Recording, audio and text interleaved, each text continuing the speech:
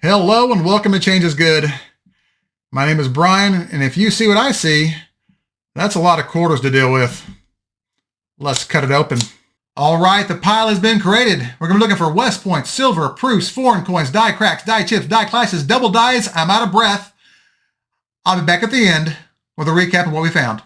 All right, the bag is finished. Unfortunately, there was no silver, but there was at least a West Point. As you can see by the V75 preview mark on this one, it's a 2020 American Samoa back quarter, the most common one that I find. We also scored a couple of proofs. This one is a year 2000 South Carolina State quarter. The other one is a year 2000 New Hampshire State quarter. Judging by the wear on these, I believe they are broken out of the same set and spent at the same time. All right, I'll be back in a moment with some finds under the scope. First up is a 2016 Harper's Ferry, West Virginia quarter from Philadelphia. This one has a pretty hefty die chip right here in this area. Die chips on these coins can be found here, here, and on top of the roof here sometimes. All right, on to the next coin. Up next is a 2023 Bessie Coleman quarter from Philadelphia. This example has a nice little die chip right here on the side of the plane. If you find an example with a large die chip that runs on the top of the wing up here, all the way into the lettering, those have a lot more value than this example does. Up next is a 2005 Kansas State quarter from Philadelphia. Here we have a classic, In God We Rust. The T was weakly struck due to being struck through grease.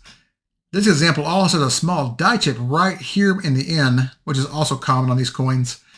If you find an example that has several letters missing, like 3 or 4, those can be worth exponentially more money on the market.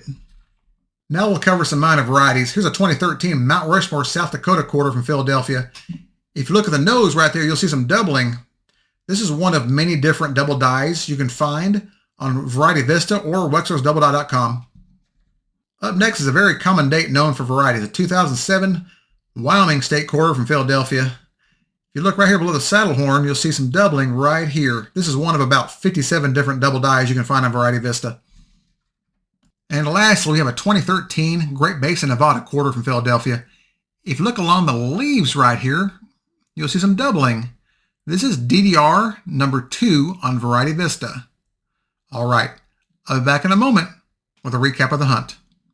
Well, if you think about it, that was a pretty tough bag. Out of 4,000 quarters, there was 1 West Point and 2 circulated proofs.